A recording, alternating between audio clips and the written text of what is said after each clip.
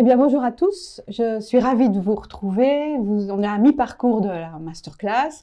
J'espère que vous passez une bonne semaine avec nous. Vous êtes à peu près 960, 980 à nous suivre tous les jours et vous posez beaucoup de questions. Et ça, c'est super parce que ça montre que vous avez de l'intérêt pour les sujets.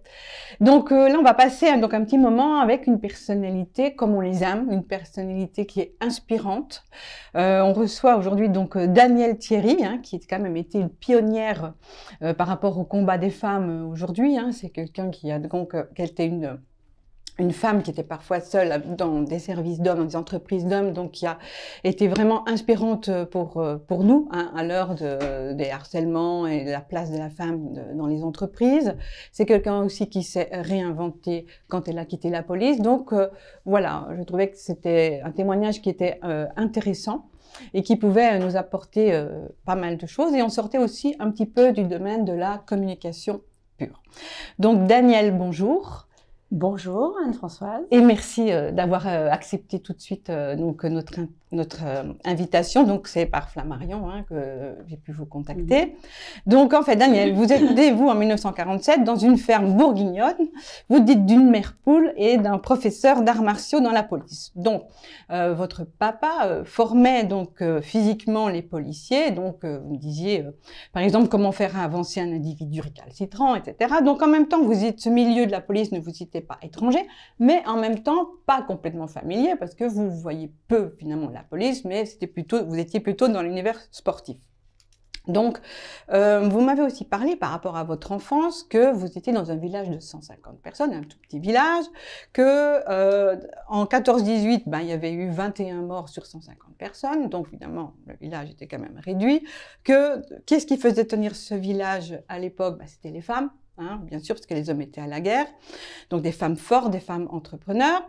Ensuite, en 40-45, c'est pareil, les hommes étaient soit résistants, soit à la guerre. Donc, vous, votre petite enfance, vous avez à nouveau vu des femmes porter à bout de bras ce village. Des femmes fortes. Donc, à l'époque, le féminisme n'est pas vraiment à la mode, mais cette ambiance de femmes fortes, est-ce que ça vous a inspiré et guidé pour votre construction ? Alors bonjour à la communauté qui me regarde déjà et qui m'accueille aujourd'hui. Je suis ravie d'être là. Alors cette construction, oui, elle se fait à travers les femmes parce que d'emblée, dès que je suis petite, je me rends compte que tout ce qu'on dit, tout ce qu'on a pu dire après par la suite, non, une fille peut pas faire ça, une fille peut pas aller là parce que elle peut pas être militaire, elle peut pas être policier. C'est ce que me disait mon père quand j'ai commencé à grandir un peu, à être adolescente. Et moi, j'avais vu quand même des femmes tenir les fermes, faire le travail d'un homme, et personne ne songeait à cette époque à leur dire non, mais reste dans ta cuisine, t'es pas assez forte physiquement pour faire ce travail. Elles géraient les entreprises, elles élevaient les enfants parce que les hommes étaient en train de se battre ou je sais pas quoi faire ailleurs. Et donc, moi, ça m'a quand même montré qu'il n'y avait rien qu'une femme ne puisse faire et rien qu'on puisse lui interdire comme ça du simple fait qu'elle était une femme. Alors, vous êtes aussi passionnée de littérature. Depuis que vous êtes toute petite, vous lisez. Et donc, votre maman vous disait « mais t'as rien d'autre de mieux à faire que de lire oui. ». Alors qu'aujourd'hui, on rêverait que nos enfants lisent plus. Donc, vous êtes passionnée de polar depuis toujours. Vous faites des études de lettres classiques, de droit, de psychologie, tout en travaillant dans un foyer de l'enfance comme éducatrice spécialisée. Alors, est-ce que cette expérience vous a aidé quand vous étiez à la brigade des mineurs pour comprendre un peu cette jeunesse en marge ? Alors, mes premiers contacts avec les brigades des mineurs, effectivement, ça a été quand j'étais au foyer, dans les foyers, je m'occupais d'enfants, qu'on appelait enfance inadaptée à l'époque, donc aujourd'hui on dirait enfance en difficulté, des centres qui étaient des centres fermés d'ailleurs, et c'était quand même chez moi déjà une vocation d'aller dans ce sens-là. D'aller dans le sens du social, d'aller dans le sens de l'aide en général. Je ne savais pas à qui elle s'adresserait en particulier, mais de l'aide et notamment à l'enfance, parce que je sais pas, c'était ma fibre. Je pense que voilà, c'était comme ça que je voyais les choses pour ce qui me concerne. Alors, c'était pas décidé. J'étais aussi bien, j'avais aussi bien envie de faire du social, d'aller m'occuper des autres. mais ça pouvait être très loin. Ça pouvait être pour aller, je sais pas, alphabétiser les paysans pauvres sur les hauts plateaux du Liban ou d'ailleurs, je sais pas. Enfin, il y avait quelque chose de cet ordre-là. Et mes premiers contacts, effectivement, avec les enfants, ces enfants en difficulté, bah, m'ont fait toucher du doigt d'autres réalités, d'autres problèmes, d'autres problématiques que pouvaient rencontrer ces enfants. Alors, quand on dit brigade des mineurs, c'est très juste, c'est une façon d'exprimer quelque chose qui n'est pas tout à fait la réalité. C'est-à-dire que les brigades de mineurs, on les appelle comme ça, mais c'est plutôt des brigades de protection de l'enfance. C'est-à-dire que ces brigades dont je parle s'occupaient plus des mineurs victimes que des mineurs délinquants. Les mineurs délinquants étaient traités par les services ordinaires de police et ces brigades, elles, s'intéressaient aux mineurs qui étaient, aux enfants, donc la plupart du temps jeunes, qui étaient victimes de mauvais traitements, de sévices en tout genre, à une époque où il n'était pas forcément évident d'en parler, parce que moi je me souviens que dans ma famille, quand j'évoquais ces affaires, on ne me croyait pas, on me disait « t'inventes ». C'est pas dur au quotidien de côtoyer? Ben si, c'est très dur. Je crois que c'est le service de police le plus difficile, le plus ingrat, le plus pénible qui soit, parce qu'on ramène quand même tout ça, la semelle de ses chaussures à la maison. Oui. Quand on a des enfants soi-même, c'était mon cas, parce que j'ai eu un enfant, dès que j'ai commencé à travailler, j'étais déjà maman. J'avais 22 ans, donc mon fils était tout petit. Et ben on ramène ça chez soi, bien sûr, tous ces problèmes. Et à un moment, on se dit, ben, c'est pas possible, il ne peut pas échapper à tout ce que je vois au quotidien. Et c'est forcément compliqué. Alors, en 1968, la police nationale ouvre ses portes aux femmes. Entrouvre. Pas mal. Entrouvre. Et donc, vous passez le concours d'officier aussi en 1969. Et vous êtes 10 femmes pour 500 hommes. On a passé ce concours. Et vous êtes reçue. Donc, vous devenez une des premières femmes admises, finalement. Je ne sais pas si nous sommes 10 admises. Je ne sais pas combien il y avait de candidates. Ça ne devait pas être énorme, hein, quand même. Disons que sur les 10 postes qui étaient proposés aux femmes, il ne devait pas y avoir quantité de candidates. C'est peut-être pour ça que j'ai eu ce concours, d'ailleurs. Bah, sûrement pas, non, c'est une question de... Mais c'est vrai que ça devait être assez impressionnant d'être si peu de femmes. Et donc là, vous allez commencer à la brigade des mineurs à Lyon, un peu comme toutes les femmes de ce premier concours. Alors moi, j'ai envie de vous... Comme toutes les femmes. Oui, comme ce premier concours. Alors moi, évidemment, j'ai envie de vous poser cette question. Quel était l'accueil des hommes? Et racontez-nous votre premier jour. Alors, l'accueil des hommes n'a pas été tellement mauvais, je dirais, même pas du tout, dans mes souvenirs en tout cas. Parce que déjà, premièrement, vous l'avez souligné, les femmes, nous étions recrutées, les jeunes officiers de police, les premiers concours donc, où les femmes étaient admises, nous étions recrutés pour nous occuper de ces brigades de mineurs, pour aller dans les brigades de mineurs. Donc, les hommes n'y voyaient pas un grand danger, puisque... par construction, eux, les mineurs, ça les intéressait pas. C'est pas assez, voilà quoi. Il fallait, c'était pas la vraie police. Hein, puis c'était des sujets qui étaient quand même un peu délicats. Alors aujourd'hui, tout ça est complètement transformé, hein, parce que dans les brigades des mineurs, il y a autant d'hommes que de femmes, peut-être même parfois plus d'hommes, avec une stabilité de la population, alors de fonctionnaires donc à l'intérieur. Alors qu'à cette époque-là, les mineurs, il fallait y aller, on les envoyait un peu comme au bagne, donc ils n'étaient pas très contents. Donc de voir arriver des femmes, ben, finalement c'était plutôt bien, ils étaient plutôt contents. Ils disaient bon, ben, elles vont s'occuper des enfants, et pour nous c'est bien. En plus, bon, nous étions jeunes, plutôt jolis, enfin ça, d'une façon générale. Et puis donc les plus jeunes, ben, ils y voyaient un petit intérêt aussi, en se disant ben, tiens, il va y avoir des collègues féminines, ça va être rigolo. Bon, ça c'est une façon un peu amusante de présenter les choses, parce que bon, il y avait derrière, il y avait les réalités, il y avait ceux qui évidemment n'étaient pas d'accord, ceux qui disaient mais qu'est-ce qu'on va bien nous casser les pieds avec des femmes, c'est pas un métier pour elles. Donc on a entendu de tout, hein, retourne à ta cuisine, va changer les couches de ton gamin. Moi pas trop, parce que j'avais quand même un caractère assez affirmé. Et puis, d'emblée, je me suis positionnée sur un registre qui ne laissait pas place à qui ne laissaient pas place à ça, quoi. À ces réflexions. À ces réflexions. Alors après, vous quittez les mineurs et les enfants, et puis vous devenez à 25 ans chef de la brigade des stupéfiants. Et on a une photo de vous à ce moment-là. Vous êtes une très belle femme, vous avez un peu un physique d'actrice, je ne sais pas si on peut voir la photo. Et on se demande comment est-ce qu'on impose le respect, et on se demande aussi le souci de la condition physique et de comment allier finalement la féminité et la violence au quotidien, tout ce que vous avez dû voir. Enfin, c'est quand même vachement costaud comme job. Là, on vous voit, oui. vous êtes vraiment... Oui, là, j'ai 25 ans. Vous avez 25 ans. Je suis chef de la brigade des stupes. Il n'y a pas longtemps que je suis nommée à la tête de cette brigade. Après y avoir passé quand même 2 ans comme équipière dans l'équipe quoi, des stupes. Je suis restée 5 ans aux stupes à Lyon, en tout et pour tout. Et comment on s'impose. On m'a pas proposé le poste de chef de la brigade des stupes parce que j'étais jeune et jolie. J'avais juste un physique agréable, mais pour moi c'était pas l'essentiel. Je pense que ça fait partie d'un tout. Je pense que j'aurais été moins intéressante physiquement, j'aurais eu le même cursus. Ça n'avait rien à voir avec ça. Vous avez un entraînement physique un peu... Alors, bon, moi, papa m'a formée. Je suis fille de judoka. Mon père était prof de judo. Il était prof de salle défense. Il était maître nageur. Il était moniteur de tir. Donc, le sport, c'était tous les jours, ou presque. Ce qui n'était pas du tout... D'ailleurs, j'avais de la chance, d'être très proche de mon père. Et mon frère aîné, lui, n'était pas intéressé, ni par le sport, ni par tout ça. Alors que moi, oui.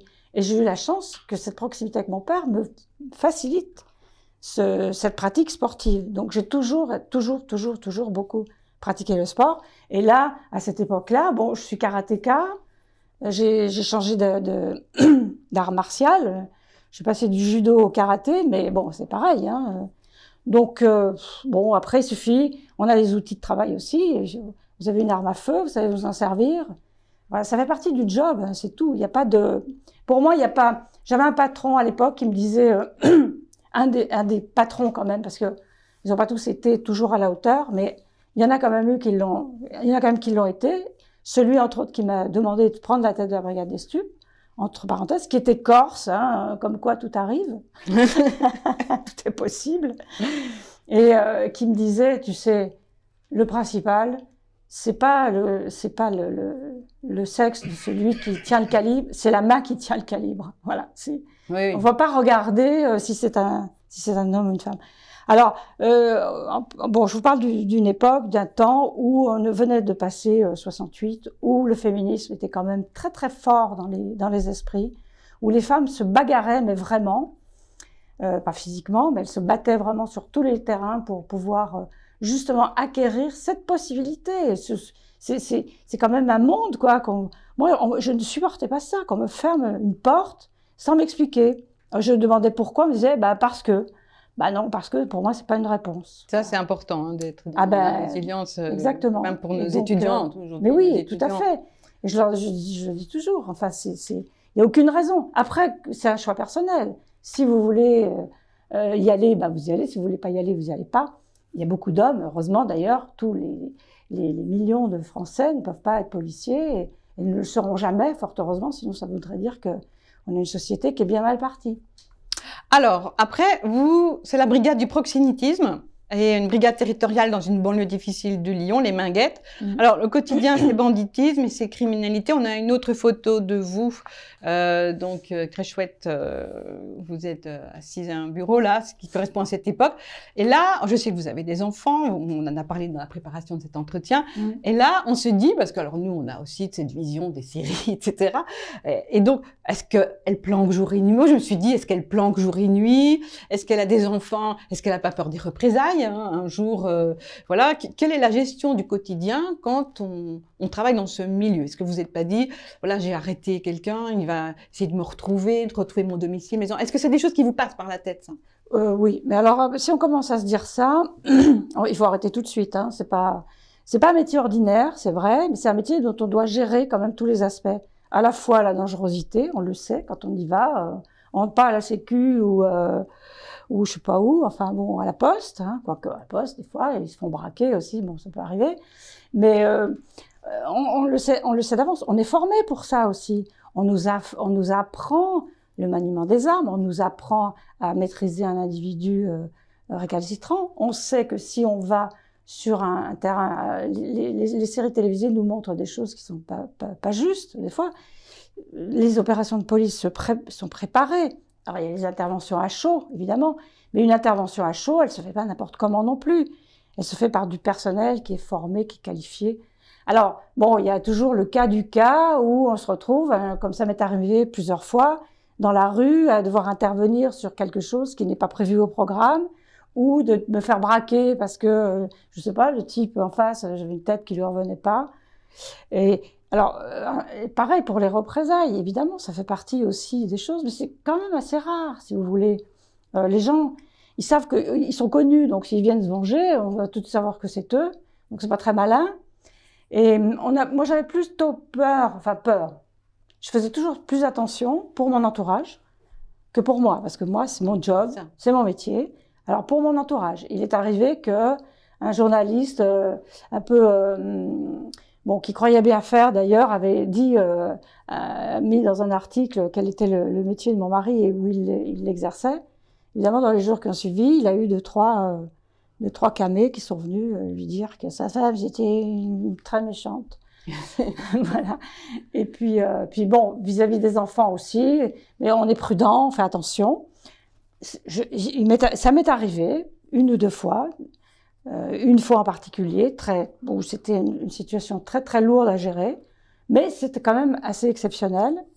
Bon voilà, cette fois-là, dans la maison, on éloigne les enfants, on met j'ai dormi avec un pistolet mitrailleur sous mon lit pendant plusieurs semaines, mon calibre, comme on dit, hein, sous l'oreiller. J'avais des gardiens autour de moi, la garde rapprochée, je rentrais jamais toute seule. Bon, l'affaire s'est terminée parce que le type en question qui voulait ma peau, entre guillemets, hein, mais bon, ouais. C'est comme ça, était abattu. Il a fini par être rattrapé par la patrouille et les gendarmes, les CRS qui l'ont arrêté et qui l'ont abattu. Voilà. Bon, mais ça, c'est vraiment un cas très particulier qui m'est arrivé, mais c'est vraiment pas le quotidien. Non. Alors, on est en 1976 et le concours de commissaire est accessible aux femmes. Donc, vous, après 2 ans de formation et enceinte, vous intégrez la police aux frontières. Donc, encore une nouvelle étape dans votre parcours. D'abord dans les transports aériens comme chef de la police de l'aéroport des Lions, puis dans la police ferroviaire nationale. Alors, travailler à la sécurité du tunnel sous la Manche, ça veut dire quoi au quotidien ? Ça veut dire que le tunnel, c'est quand même un gros morceau qui a été issu du traité de Canterbury 1986, signé entre la reine d'Angleterre et le président Mitterrand. Et donc, c'était un axe qui reliait une île historiquement complètement ilienne, qui revendiquait son statut, et le continent, l'Europe. Et donc, il y avait tout un tas de procédures à mettre en place pour le franchissement, pour la sécurité. On a 40 mètres d'eau au-dessus de la tête quand on passe sous ce tunnel. Bon, alors moi, je ne m'occupais pas des contraintes techniques, bien évidemment, je laisse à deviner, mais tout ce qui était contrôle physique, hein, les passages des marchandises pour accéder, pour passer ce tunnel, et puis la lutte antiterroriste. Hein, à l'époque, il y avait encore l'IRA qui était très, très active sur le sol britannique. Puis 86, c'est en France, c'est les attentats, le CSPPA, le tunnel est ferroviaire, donc on passe en train. On a eu plusieurs attentats dans les TGV, 83, 84, 85 le Capitole, 86 le TGV Paris-Lyon à Brunoy. Ce sont des bombes quand même qui sont déposées dans ces trains. Donc évidemment, les Anglais qui sont déjà pas très favorables au tunnel sous la Manche ont besoin d'être convaincus qu'on va faire tout ce qu'il faut pour assurer la sécurité, la sûreté aussi des installations, des trains, des voyageurs, etc. Dans ce genre d'événement, est-ce que les médias, ça vous gêne? Ou bien, comment vous gérez les médias dans tout ça? Alors, les médias, moi, je n'ai pas de problème avec les médias. Bon, on me disait d'ailleurs, toi, t'aimes ça. C'est vrai que j'ai jamais eu de réticence vis-à-vis des médias, ni m'exprimer publiquement. Il faut juste savoir que quand on est policier, on ne s'exprime pas comme ça face aux médias. Il ne suffit pas qu'un journaliste vienne vous voir et vous dise parlez-nous de ce que vous faites. Vous devez demander l'autorisation du directeur général de la police, du ministre, bon, pas du pape, mais presque, hein, pour arriver à s'exprimer en public. Donc c'est quand même très encadré. Après, une fois qu'on a l'autorisation, évidemment, on a l'obligation de réserve. On sait très bien que si on dit que rien ne va dans ce monde pourri de la police, on va se faire taper sur les doigts. C'est pour ça que souvent, quand vous voyez les interventions publiques des policiers, ce sont toujours des syndicalistes qui le font, parce que ce sont les seuls qui ont la liberté de parole, qui ne sont pas obligés de demander 35 autorisations pour pouvoir s'exprimer. Bon, évidemment, à condition que ça n'aille pas trop loin non plus. Il faut respecter les règles et les lois de la République. Ça va de soi. Alors, en 1989, vous mettez le point sur un problème, vous vous rendez compte qu'il y a un souci de sécurité dans les trains de banlieue et finalement que rien n'est fait. Donc, vous décidez de créer une brigade au niveau national, une brigade ferroviaire pour la sécurité dans les trains de banlieue. Alors, c'est pas moi qui le décide, hein, parce que moi, je suis commissaire enfin, je suis pas encore divisionnaire à l'époque, je suis commissaire principal. Je m'occupe donc de la police ferroviaire sur l'ensemble du territoire. Et il y a eu quand même déjà des problèmes dans les banlieues. Bon, on sait que ça va mal se passer un jour ou l'autre. On a fait des tas de choses, des tas de rapports. Moi, j'ai envoyé des équipes, on a fait des prospections.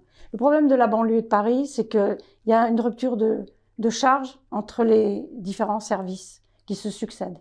C'est-à-dire que les polices, elles sont souvent départementales. Et à Paris, il y a les départements autour. Une ligne de chemin de fer, de banlieue ou d'ailleurs, elle s'affranchit de ça. Elle traverse plusieurs départements. Et c'est pas qu'il n'y avait rien de fait, c'est que le travail ne pouvait pas être fait parce qu'il n'y avait pas de cohérence, il n'y avait pas de suivi entre le point de départ et le point d'arrivée. Voilà. Donc, au lieu d'avoir des services qui étaient organisés en strates, comme ça, les uns après les autres, il fallait qu'on ait un service qui soit organisé de façon linéaire et qui puisse partir d'un point pour arriver à l'autre et gérer l'ensemble des problèmes qu'on pouvait rencontrer sur ces réseaux de banlieue. Alors, réseau de banlieue qui était un petit peu en déshérence quand même à cette époque, puisque, bon, on avait beaucoup misé sur le prestige, sur les TGV, et la banlieue se sentait un petit peu à l'abandon en termes de matériel et en termes de prise en compte, justement, des problèmes, que ce soit des voyageurs ou du personnel. On a une photo de votre brigade d'ailleurs, si on pouvait la voir. Oui. On a une jolie photo de vous et de votre brigade. Donc, il a fallu un gros conflit social pour qu'il y ait une décision. C'est une décision politique, c'est rare, parce que dans la police, on n'est pas proactif. Hein. On attend que les événements... Enfin, on attend forcément. Ça serait tellement compliqué d'anticiper tout le temps que voilà, on est toujours un peu soumis aux événements, au rythme des événements. Et quand les événements arrivent, c'est souvent très à chaud qu'il faut réagir. Et là, c'est le cas, puisque comme personne n'a de réponse, moi j'avais fait des rapports, j'avais fait des propositions, on avait toujours un peu dit, bon, ouais, vous êtes bien gentil, mais où voulez-vous qu'on trouve tout ce monde pour faire ça? C'est très bien, c'est un très bon rapport, mais vous savez, on n'aura jamais les moyens. Bon. Et donc là, sous la pression des événements, c'est le Premier ministre de l'époque qui décide qu'il va créer une brigade spécialisée pour les trains de banlieue. C'est une victoire. Et voilà, absolument. C'est une reconnaissance en tout cas, mais ça vient toujours un petit peu après la bataille, comme souvent. Et quand la situation est très dégradée, quand on ne sait plus quoi faire, en France, on crée un service de police. Voilà, on dit, on va mettre une unité de police spécialisée. Alors que si on avait un tout petit peu anticipé, mais j'avais la réputation d'être un peu visionnaire comme ça, de sentir les choses et de dire attention, là il faudrait faire ça. J'ai eu raison souvent, je le dis en toute humilité parce que c'est juste que je m'intéressais à ce que je faisais, à ce qui se passait. Et donc voilà, là c'est un exemple flagrant. Donc on décide subitement. Un matin, à l'Assemblée nationale, le Premier ministre annonce qu'il crée une brigade qui aura 500 personnes et que cette brigade spécialisée va être confiée à la police aux frontières, non pas parce que c'est sur le plan opérationnel, Bon, il y a des tas de problèmes qui ne sont pas du ressort de la PAF, mais c'est le seul service qui a une compétence nationale et qui peut justement assurer cette espèce de compétence linéaire, de travail linéaire qui peut la faire aller d'un bout à l'autre sans rupture de charge et sans rupture de compétences territoriales.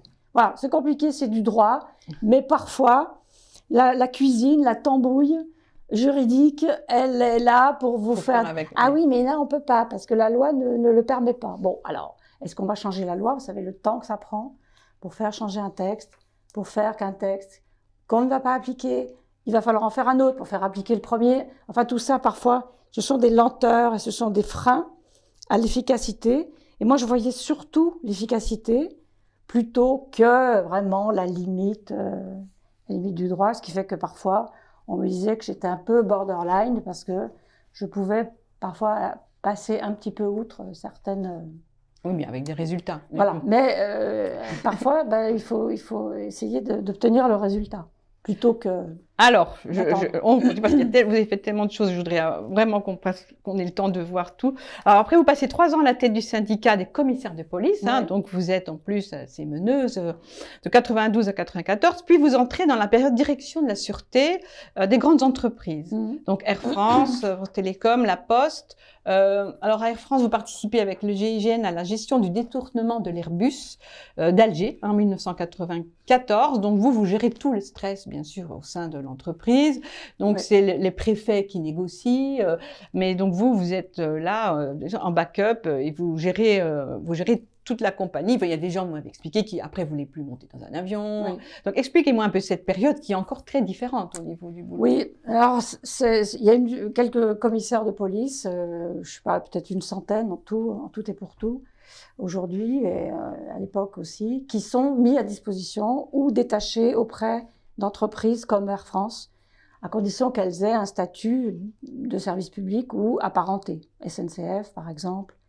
Voilà. Alors, on était encore dans ce cas-là avec Air France. Ça n'est plus le cas aujourd'hui. Donc, ils ne pourraient plus bénéficier du détachement d'un commissaire de police. Une entreprise privée ne peut pas bénéficier du détachement d'un fonctionnaire ou d'un haut fonctionnaire, quel qu'il soit, d'ailleurs, hein, de police ou de justice ou autre. Mais à l'époque, on pouvait, c'était le cas puisque le statut de ces entreprises le permettait.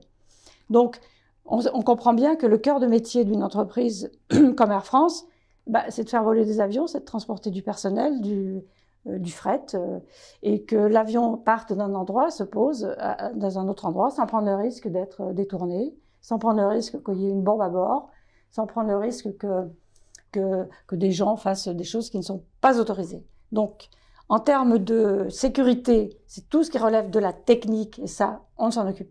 La police ne s'en occupe pas. Mais pour le reste, ce qu'on appelle la sûreté, c'est tout ce qui relève de la malveillance. Voilà. C'est-à-dire que tout ce qu'on va pouvoir faire, se mettre au bout d'une piste pour tirer au bazooka sur un avion, c'est un acte de malveillance. Donc ça relève d'un travail de police. Et en interne, les entreprises en question avaient besoin de compétences venant du monde de la police pour pouvoir construire des unités spécialisées et les faire travailler justement dans ce but, quoi, dans le but déjà d'anticiper, de savoir, d'avoir du renseignement, de l'information, parce que une compagnie comme Air France, c'est 176 escales dans le monde entier. Un service de police en France, même s'il est bien représenté par ses ambassadeurs et ses correspondants localement, ne peut pas tout savoir et ne s'intéresser qu'à une entreprise en particulier. Donc, en interne, voilà, c'était le travail qu'on nous demandait. Peut-être sur le moment même, quand l'avion est détourné, on vous appelle, vous arrivez tout de suite. Alors, moi, je suis au sein de la compagnie, donc je ne suis pas avec le GIGN. Bien sûr. Je ne suis pas avec les négociateurs. En l'occurrence, ça se passe à Marseille, la négociation pour la reddition, qui n'a pas lieu puisque, en réalité, ça se termine par une intervention. On essaie toujours d'obtenir la reddition de ces commandos. Ils ont déjà tué 4 personnes à Alger, quand même. Moi, j'étais allée quelques semaines plus tôt. J'avais vu les équipes sur place qui, évidemment, avaient des craintes, y compris le commissaire de police, qui avait été un de mes stagiaires, d'ailleurs, d'Alger, de l'aéroport d'Alger, et qui me disait, bah oui, bon, bah voilà, nous, on a les quartier des Eucalyptus, au bout de la piste. Les Eucalyptus, c'était la pépinière du GIA. On savait qu'il y avait des corrélations, qu'il y avait des complicités, enfin bon, que tout était possible, et que même si on fait le mieux du monde, on ne peut pas arriver à tout gérer. Donc, on le savait, et on se trouve placé dans cette situation. Ils obtiennent déjà les autorités politiques, hein, parce que ça se passe aussi, évidemment, entre les présidents de la République, le Premier ministre. C'est pas le petit commissaire de police d'Air France qui négocie pour que l'avion soit autorisé à quitter Alger, parce que les Algériens, évidemment, voulaient intervenir sur place, et pour qu'on puisse intervenir en France, sur le sol français, sachant que le commando ne voulait qu'une chose, c'était s'adresser à la presse. Il voulait parler à la presse. Oui. Il voulait une tribune, il voulait parler de leur cause, il voulait que ce soit public. Et là, évidemment, on ne peut pas. Ça n'est pas acceptable. Donc, les discussions, elles se passent à Alger, elles se passent aussi à Marseille, quand l'avion se pose. Puis, voilà, il arrive un moment où il faut en finir, parce que ça dure 54 heures quand même, avec des gens dans l'avion, avec un commando qui est de plus en plus ingérable, avec le personnel qui est en train de tourner, de se mettre du côté des terroristes, parce que ce n'est pas une vue de l'esprit, hein, le syndrome de Stockholm, je peux vous le dire. J'ai fait tout le débriefing de l'équipage après coup, et voilà. Donc je sais exactement comment tout ce qui s'est passé. Donc on sait qu'à un moment donné, on ne peut plus compter sur l'aide du personnel ou des passagers, que les problèmes arrivent, donc il faut intervenir. Donc la négociation se fait, mais moi, à ce moment-là, ce que je gère, c'est tout ce qui se passe en interne dans la compagnie, c'est-à-dire ce que vous disiez tout à l'heure, c'est-à-dire que pendant le détournement, il y a des gens qui réagissent. Il y a le mari de l'hôtesse qui se pointe avec une arme, qui veut buter le président de la compagnie, par exemple. Voilà, bon, parce que sa femme est dans l'avion et que lui, il n'en peut plus, il veut qu'on fasse quelque chose, il veut la récupérer. Voilà, des choses comme ça qu'il faut évidemment prendre en compte. Oui. Et puis gérer le personnel. Et l'après, parce que ça, pour le grand public, l'affaire, elle s'arrête au moment où le GIGN intervient, on voit les images, on les a vues 1000 fois, 10 000 fois, sur tous les écrans. Mais le vrai travail, pour moi, il commence après. C'est-à-dire comment rétablir la confiance au sein des navigants qui sont debout sur les tables, en disant « Mais quoi, vous nous exposez, vous vous en foutez, vous, c'est pas vous qui allez sur ces terrains dangereux, c'est pas vous qui allez exposer vos vies. » Donc, une petite illustration, et on en restera là, parce que sinon je peux vous en parler pendant 3 jours. La Air France, la compagnie Air France, n'est pas allée en Algérie, n'a pas desservi l'Algérie pendant 10 ans. Donc ça vous donne une idée de l'impact d'un événement comme celui-là. L'impact sur le public, évidemment, mais en interne, c'est une déflagration. Et beaucoup de compagnies aériennes qui ont subi ces événements, la Paname, dont un avion s'est écrasé avec une bombe à Lockerbie, si vous chercherez dans vos archives, UTA, dont un avion explose au-dessus du Ténéré avec une bombe qui a été chargée, avec la complicité de certains États, qui a été chargée dans un pays d'Afrique. UTA a disparu, la Paname a disparu, et bon, même sans aller jusqu'à l'attentat, mais des compagnies comme TWA, par exemple, qui a un gros accident, ces compagnies ne s'en relèvent pas. Voilà. Et Air France, il faut tenir la distance, il faut tenir tout ça à bout de bras, il faut s'impliquer constamment, et puis redonner de la confiance, quoi. Alors, dès 1992, la télévision s'intéresse à vous. Et donc, bien avant déjà. La télévision. Par rapport, la télévision, vous avez été interviewée, parce que vous gériez les médias, mais la fiction s'intéresse à vous. Et donc, la série qui est numéro 1 avec Sophie Duez et Olivier Marchal, on a aussi quelques photos. Finalement, cette série se passe Gare du Nord et s'inspire un peu de votre vie et de votre carrière. Et donc, alors comment ça se passe? Vous avez participé au scénario, vous avez un droit de regard sur les épisodes, comment ça se passe? Alors d'abord, je suis contactée par un producteur il se trouve que j'ai une arrière-grand-mère qui a été abandonnée devant une gare à Dijon et qu'on a appelée très originalement Marie-Gare. Donc il y a tout le côté romanesque. Il y a le fait que je travaille à ce moment-là, je m'occupe de la sécurité ferroviaire pour l'ensemble de la France et que j'ai quand même bon voilà, il y a cette histoire de train de banlieue qui est arrivé là-dessus, qui a fait un gros battage médiatique. Et donc, le producteur en question me dit, bon, on pourrait peut-être faire quelque chose. Et donc, je participe à la création du concept dans une série. La fondation de la série s'appelle La Bible. Bon, c'est un jargon de métier où on va poser toutes les bases, créer les personnages. Donc, Sophie Duez me représente moi, elle incarne mon personnage. Alors c'est très romancé évidemment, hein. Si vous regardez les épisodes de la série, vous ne verrez pas du tout. Elle n'est jamais en uniforme d'ailleurs, alors que moi je l'étais quand même très souvent, la plupart du temps, et en uniforme d'intervention même. Je trouve que c'est dommage d'ailleurs qu'il ne l'ait pas mis, ça aurait été bien. Et donc Olivier Marchal est mon adjoint. Et qui Max, voilà, on formait un tandem, j'avais effectivement un adjoint qui s'appelait Max. Alors, on crée cette Bible, on fabrique un petit peu tout, on installe tous les décors dans lesquels les choses vont se situer. Et les 6 premiers épisodes, ben, c'est moi qui donne la matière, en gros. Oui. Je donne des idées pour écrire concevoir des histoires. Bon, évidemment, c'est pas moi qui les écris parce qu'à l'époque, j'ai un vrai boulot quand même. C'est un peu occupé. 500 mecs à gérer, 500 personnels à diriger. Et je peux vous dire que c'est pas rigolo. C'est pas de la tarte. Policiers, hein, qui plus est. En itinérant, parce qu'ils vont sur les lignes, ils sont tout le temps par Mons et par Vaux. Donc, c'est pas facile à gérer, des équipes éclatées comme ça. Et il y a toujours des incidents, bien entendu. Et donc, je ne peux pas écrire, parce qu'une écriture scénaristique, c'est à temps complet. On ne peut pas le faire un petit peu le soir, entre midi et 2, quand on a 5 minutes de pause.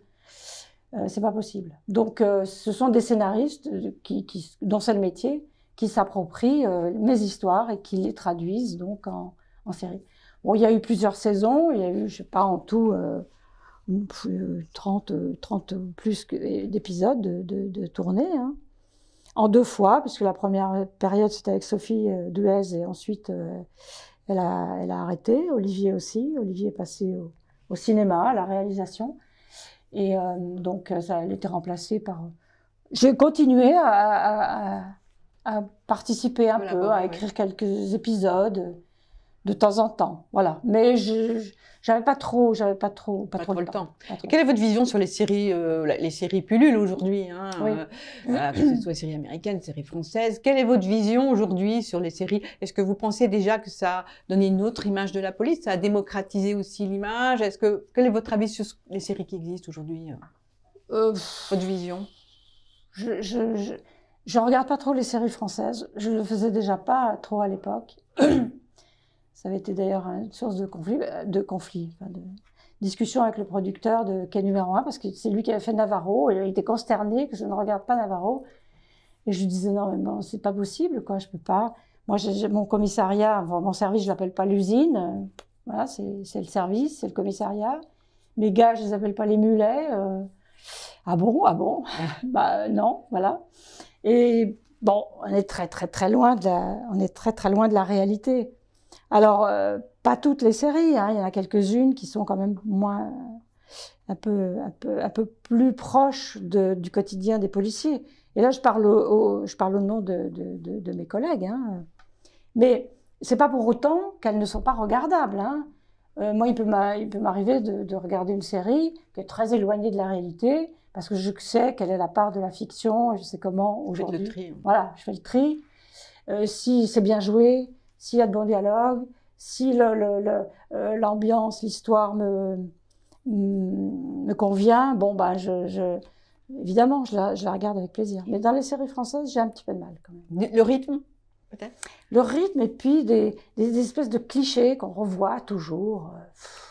Le patron, qui est un pauvre abruti, qui ne pense qu'à aller faire des rondes de jambes chez le préfet, Bon, la fille qui marche, avec des talons aiguilles, ben non, quand on est dans le boulot, je suis désolée, hein, on va en intervention, ben on a les rangers, comme les autres. Et puis, il arrive évidemment qu'on mette des talons si on a une soirée ou si on a une petite... en dehors du service, mais dans le service, parfois, c'est... Voilà. Puis on a toujours un peu les mêmes trucs, les mêmes clichés. Le flic qui n'est jamais là à l'heure pour accueillir son gamin à l'école. Alors, ça peut arriver. Moi, ça m'est arrivé. Mais on n'est quand même pas stupide, on n'est quand même pas débile. On peut quand même s'organiser, quoi. Hein. Aujourd'hui, on peut passer un coup de fil à quelqu'un pour dire, bah, va chercher le môme à l'école. Moi, je pourrais pas être là. Voilà. Donc, oui, il y a toutes ces complications, mais on revoit toujours un petit peu, on retombe toujours un peu sur les mêmes choses. C'est du périphérique, quoi. C'est pas intéressant, pas très intéressant. Alors, après, vous avez quitté la police, mais alors vous y êtes encore quand même, parce que vous écrivez aujourd'hui, donc cette passion de la littérature et des polars de votre jeunesse revient à la surface. Et aujourd'hui, vous avez écrit aussi pour les jeunes, puisque vous avez été toujours proche des jeunes, quand ce soit au début de votre carrière, après quand vous étiez à la brigade 10 mineurs. Donc vous écrivez des livres pour les adolescents, on en parlait tout à l'heure, et Dieu sait si on a besoin aussi que les ados ils lisent un petit peu plus. Mais vous êtes aussi, bien sûr, une écrivain de polars. Vous avez écrit à peu près 30 polars. D'ailleurs, vous avez eu le prix de Quai des Orfèvres. Donc moi, je suis en train de le finir. Et c'est vrai que je me dis, où est-ce qu'elle va chercher tout ça? C'est du vécu, en fait. Le commissaire Edwige Marion, c'est vous, en fait. On peut dire ça, oui. C'est un peu mon double littéraire. Disons que Marion, parfois, elle s'autorise des choses. Ça me permet, à travers elle, de dire des choses que j'ai faites, mais que je ne peux pas dire que j'ai faites. Voilà. C'est une belle formule. À tout point de vue, hein. y compris dans la sphère privée. Voilà, comprenne qui. Marion, elle change de mec à chaque livre. Alors, on interprète ça comme on veut. Mais... Alors, est-ce que vous avez quel est votre souvenir le plus dangereux où vous vous êtes dit, là, je vais y passer. Là, ma vie est en jeu. Là, est-ce que vous avez un souvenir où vous vous dites, waouh, un ascenseur émotionnel, vous vous dites, là, c'est fini, quoi. J'ai pris un risque ou comme ça, je me retrouve dans une mauvaise posture parce que j'ai pas fait quelque chose, j'ai pas fait ce qu'il fallait. Je peux pas dire non. Franchement, je peux pas dire que j'ai eu un jour ce ressenti. Sauf, je sais pas, si je franchis, je faisais de la montagne, il m'est arrivé de me dire, bon, là, je vais tomber, quoi. Mais pas dans le cadre. Pas parce que vous n'avez pas fait ce qu'il fallait, mais parce que tout d'un coup, il y a quatre, je sais pas, gangsters que vous n'avez pas prévu qui vous tombent dessus, ou bien avec votre équipe, vous êtes fait prendre en danger. Enfin, je sais pas. Oui, ça nous est arrivé, mais pas au point de dire, voilà. Je suis foutue. Je vais pas m'en sortir, on va pas s'en sortir. On a vécu des situations difficiles, mais c'est le propre du métier. Oui. Une fois, on peut difficilement échapper à ça. Une bagnole qui vous fonce dessus, un type qui vous braque. Vous arrivez sur un truc, d'un seul coup, ça se met à tirer de tous les côtés. On se dit, tiens, il y a ce feu d'artifice. Non, je crois pas. Donc, bon, oui, mais de là à se dire... j'ai fait quelques missions. Alors, pour être honnête, à mes débuts, avant d'intégrer la brigade des stupes, le fameux patron corse, qui lui voyait de l'intérêt à ce qu'il y ait des femmes dans les services. C'était pas forcément... Il voyait surtout que si on allait faire une planque en couple, on passait plus inaperçu, qu'une femme, carrieuse, c'était les modes des mini-jupes. Évidemment, d'arriver dans un bar, on n'était pas repéré comme flic. Donc il voyait plutôt ça. Et puis petit à petit, il m'a proposé des missions d'infiltration. Il fallait aller vraiment au cœur des groupes de trafic. Alors, c'est pas le cartel de Medellín non plus, mais c'était quand même des équipes un peu structurées. C'était l'époque où l'héroïne en France coûtait moins cher que le cannabis, par exemple. Donc, il y avait quand même la French Connection, ça passait beaucoup par Lyon, il y avait beaucoup de transit par là. Donc, bon, il m'a proposé des missions d'infiltration. Et il est vrai que par moment, quand on est au cœur d'une équipe comme ça, qui ne vous est pas évidemment on se dit, bon, là, c'est peut-être... ça m'est arrivé un soir, par exemple, on était pas loin du moment de l'intervention, et il y a une fille qui m'a reconnue qui m'a reconnue. Heureusement que le garçon qui était le plus proche de moi lui a dit, mais elle a dit flic, et il m'a dit, qu'est-ce qu'elle raconte? Je dis, je sais pas, je veux pas le délire, elle dit qu'elle est flic, il y a personne, enfin, voilà. Bon, mais c'était in extremis, quoi. Hein. Mais bon, de là à dire que ma vie était en danger, je suis pas sûre quand même que ça a été jusque-là, mais j'en sais rien finalement. Avec le recul. Avec le recul. Alors avant, on va bientôt retrouver Marie qui va venir nous rejoindre pour les questions des étudiants. Moi, j'ai envie de vous dire, en guise de conclusion, bon, on va en dire que les femmes sont des hommes comme les autres, hein, bien entendu, ouais. Et on a beaucoup d'étudiantes à Sup de Pub, donc vous qui êtes une résiliente, une combative, vous avez innové, vous avez été pignonnière, quel serait le conseil que vous pourriez donner aujourd'hui à nos étudiantes et étudiants d'ailleurs, de ne jamais baisser les bras, de avoir tout ce que vous avez vécu? Il y a une jeune fille de Sciences Po qui a fait un truc avec moi il n'y a pas très longtemps. Elle m'a désignée, elle me dit que je suis badass. C'était le mot qu'elle a employé pour me désigner. Bon, comparé à Jacques Chirac d'ailleurs, je ne sais pas pourquoi. Mais oui, non, voilà, oui, j'ai envie de dire ça, c'est que il faut rien s'interdire, qu'on soit garçon ou fille. Bon, après, les marches sont de plus ou moins difficiles à franchir.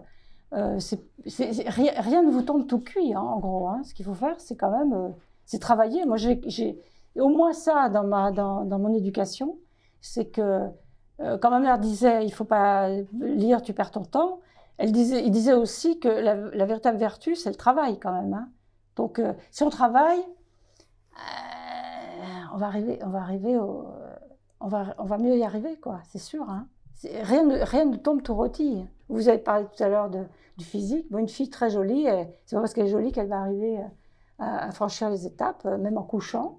Non mais voilà. Et donc il faut être combatif, évidemment. Il faut pas baisser les bras. Et puis les filles, ne vous faites pas dire que ça vous n'y arriverez pas parce que vous êtes une fille, que votre place est ailleurs. C'est un truc trop fastoche là de la part des garçons. Qui sont quand même souvent à l'origine du statut qu'on nous a attribué.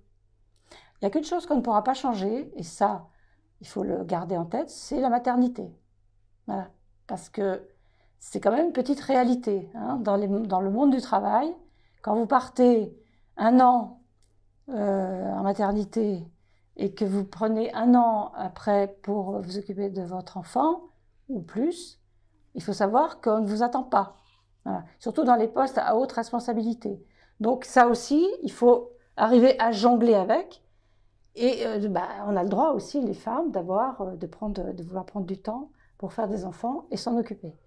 Mais ça fait quand même partie des enjeux qu'il faut avoir présents à l'esprit dans ces métiers d'engagement physique où quand on disparaît des radars, on a du mal à revenir dans les radars. Merci Danielle, c'était absolument passionnant. On va accueillir Marie.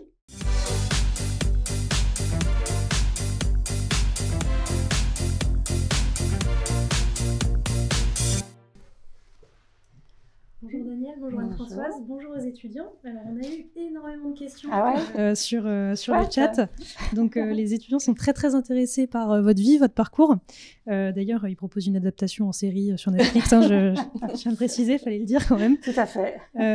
Donc du coup, on va commencer avec une question de Pierre qui pose une question sur les feuilletons comme Julie Lescaut ou Une femme d'honneur, et il se demande s'ils ont permis d'améliorer l'image des femmes dans la police. Alors, ça a été un peu évoqué. Je pense que ça a permis de montrer que les femmes pouvaient... les femmes faisaient... Il y avait des femmes qui faisaient ce métier. Alors, l'améliorer, bon... Je sais pas, je suis pas sûre que Julie Lescaut ait vraiment amélioré l'image des femmes dans la police. Après, c'est une question d'appréciation personnelle. Hein. Il y a quelques séries contemporaines qui ne l'améliorent pas du tout, à mon sens, hein, mais disons que ça a permis, en tout cas, de montrer que les femmes avaient leur place. Et ça arrangeait aussi un petit peu l'institution policière, hein, il faut le dire, parce que on a traîné quand même une réputation de, bon, pas très, de non-ouverture, c'est des sujets qui sont récurrents, qui reviennent périodiquement, bien sûr, hein, sur les violences, sur ce monde de machos. Voilà. Et c'est vrai que ça arrangeait un peu l'institution de montrer que on devenait un peu mixte, en quelque sorte, et que surtout, on acceptait que les femmes dirigent des services, soient à la tête des services. Ce qui n'est pas le poste le plus difficile, d'ailleurs, hein, entendons-nous bien. Hein. Parce que si on a de l'autorité naturelle, on peut, que ce soit un homme ou une femme, on va diriger les équipes, il n'y a pas de problème. C'est parfois au niveau des équipiers que ça peut être le plus compliqué, la mixité. Bon, moi je voudrais déjà qu'on arrive, avant de parler de revalorisation, qu'on arrive déjà à ce que les femmes aient leur place à parité. Je dirais pas égalité, parce qu'on ne sera jamais égaux. J'ai évoqué l'affaire de la maternité, c'est une réalité, il faut quand même en tenir compte. Mais qu'on soit au moins à parité, c'est-à-dire que n'importe qui ait la possibilité d'accéder à tout grade, à toute fonction. Ça commence à venir quand même, hein, ça commence à venir. Aujourd'hui, il y a une femme qui est directrice des CRS, par exemple. C'est une sacrée victoire, hein, parce que, vous vous rendez compte, depuis que les femmes peuvent être commissaires de police, ça fera bientôt 50 ans, c'est la première fois qu'une femme peut diriger une unité comme celle-là. Voilà. Donc, il faut se bagarrer. Mais les séries, voilà, après tout dépend, tout dépend de ce qu'on leur fait faire, de ce qu'on leur fait dire, de la manière dont on les présente. J'aimerais bien que là aussi, on soit un petit peu plus, ce soit un petit peu plus égalitaire. Ouais. Quand je vois moi les femmes avec les gamins courir après, c'est vrai, les emplois du temps. Merci.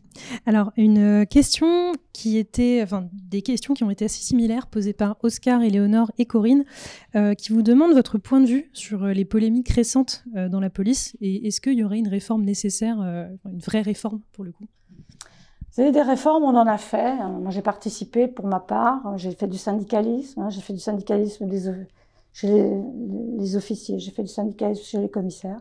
Des réformes, on en a fait. Alors, de quelle réforme dont on parlait? Je pense que les seules réformes qui valent, ce sont celles qui se calent sur l'évolution sociétale.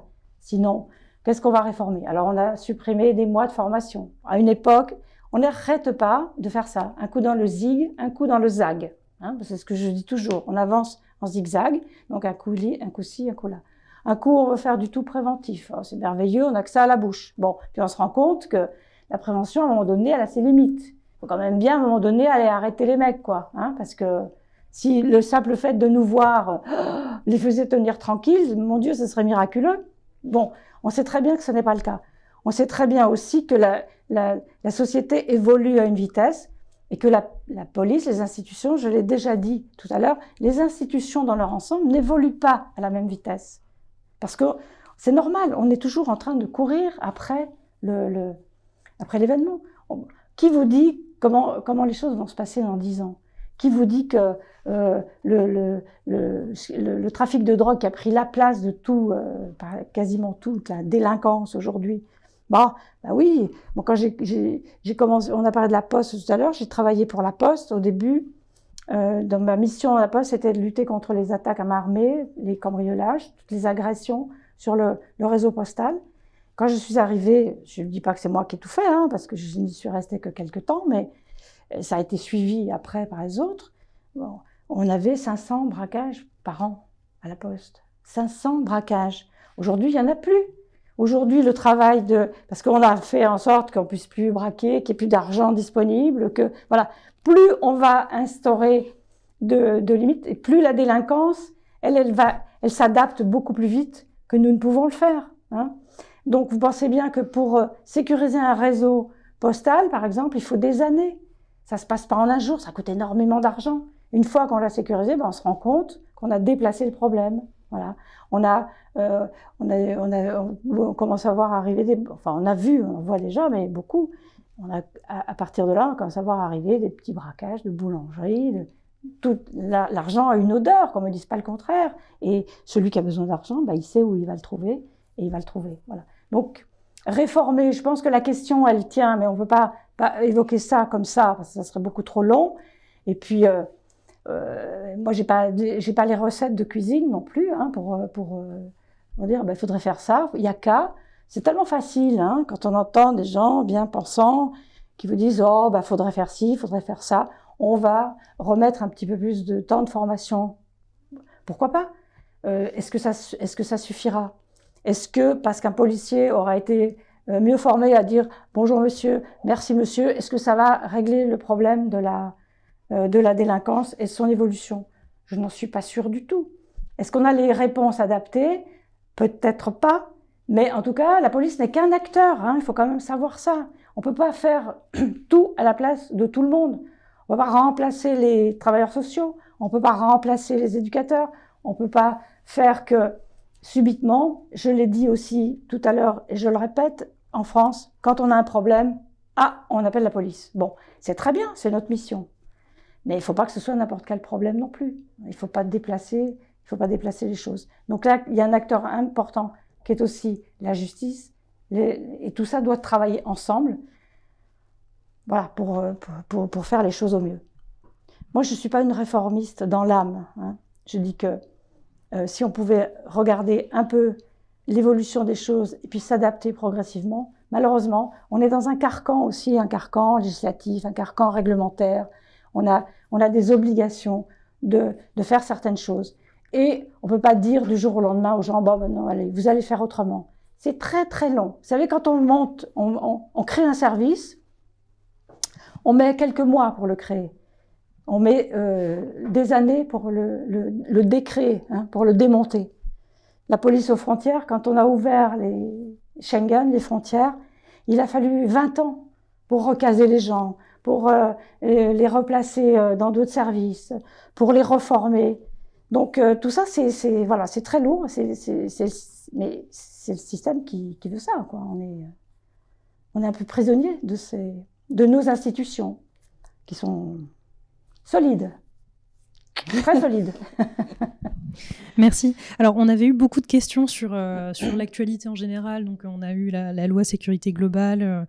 Mais on va essayer de faire une question par thème parce qu'il y a eu des questions d'une grande richesse au niveau des thèmes. Donc, on va essayer d'avancer là-dessus et peut-être garder un moment à la fin si on a le temps pour répondre à cette question sur la loi de sécurité globale, sur votre avis. Alors, Aaron vous demande une question qui est plus ciblée sur votre carrière. Après avoir travaillé dans des services aussi durs, a-t-on encore des rêves et des espoirs dans la société? C'est une bonne question. Alors moi, je suis naturellement optimiste, hein, donc et puis badass. Donc je me laisse pas trop, je me laisse pas démonter facilement. Et puis c'est vrai qu'il y a des moments de découragement. Alors je vais vous dire que tout va bien, le monde des bisounours, non, c'est certainement pas ça.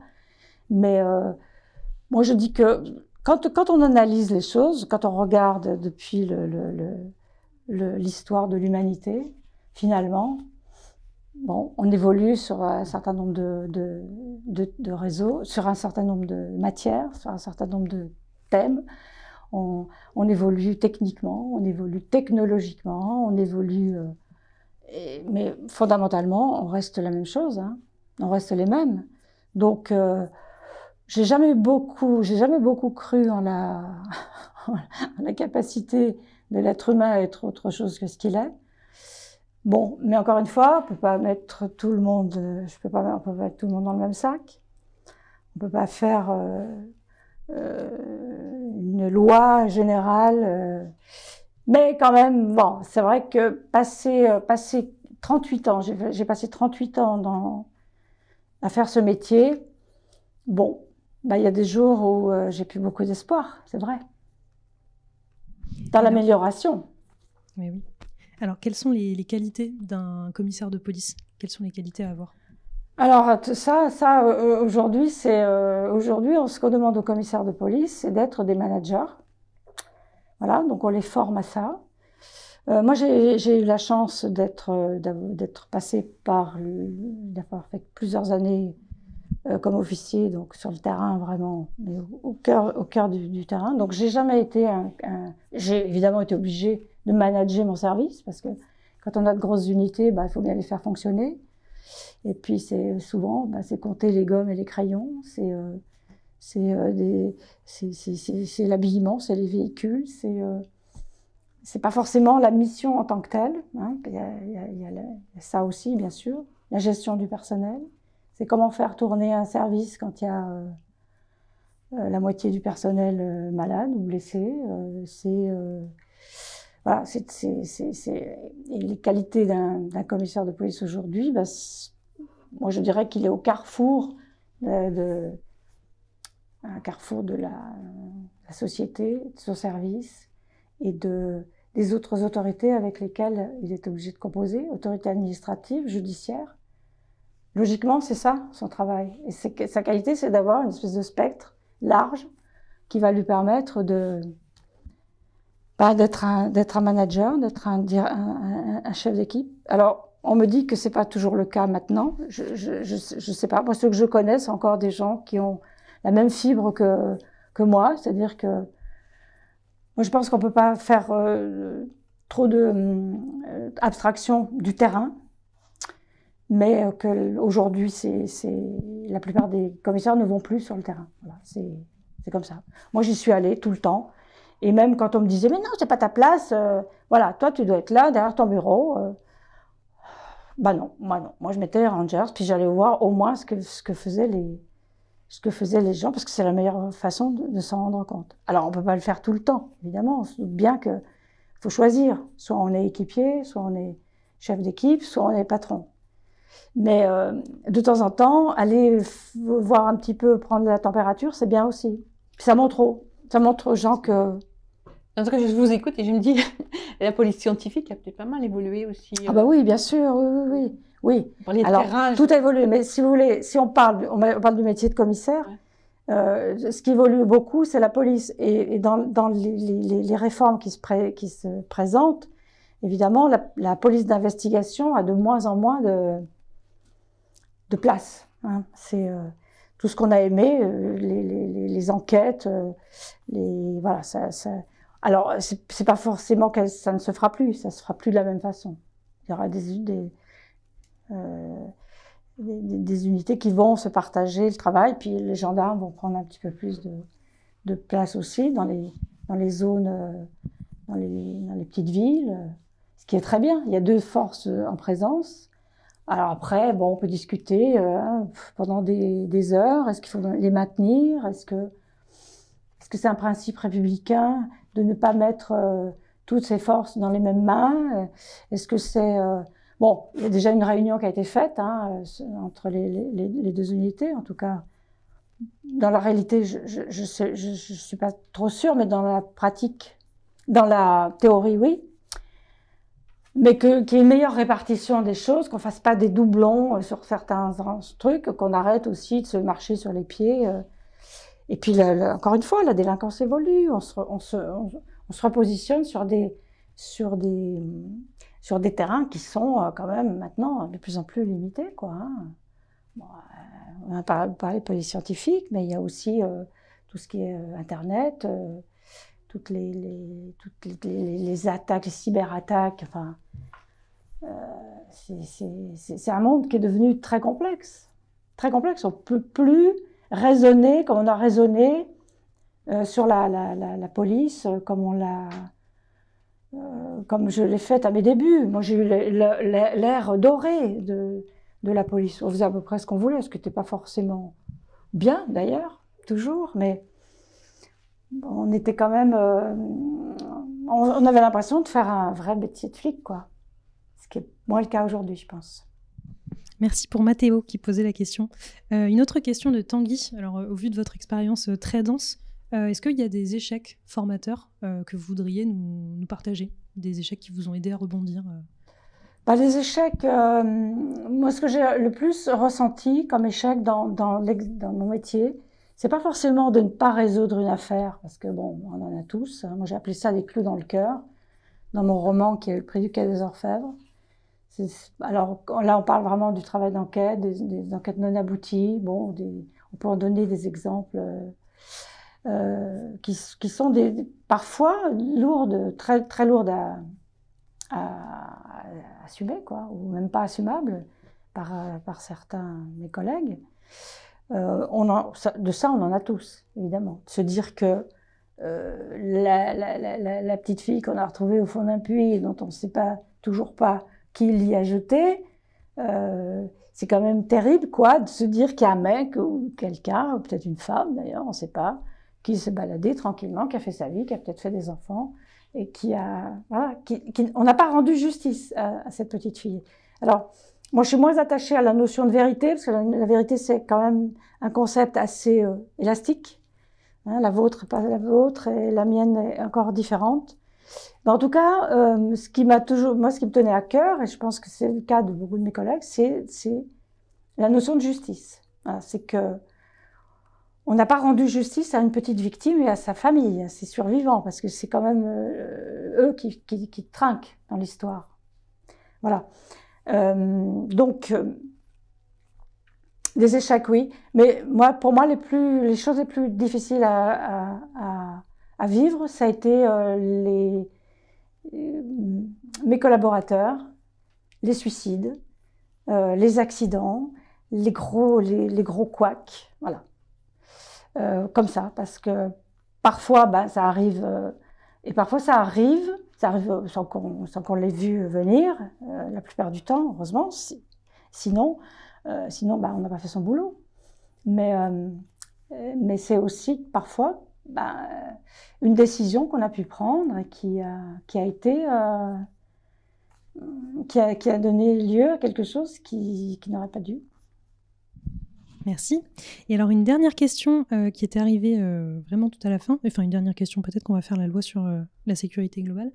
Donc, les étudiants sont estomaqués de voir à quel point vous avez du recul sur votre vie avec tout ce qui vous est arrivé. Ça, c'est un petit commentaire qu'on voulait vous faire. Et donc, justement, on va passer à cette dernière question sur votre point de vue sur la loi de sécurité globale. Alors, écoutez, moi, la loi, elle est en discussion. Donc, j'entends tout et son contraire. J'entends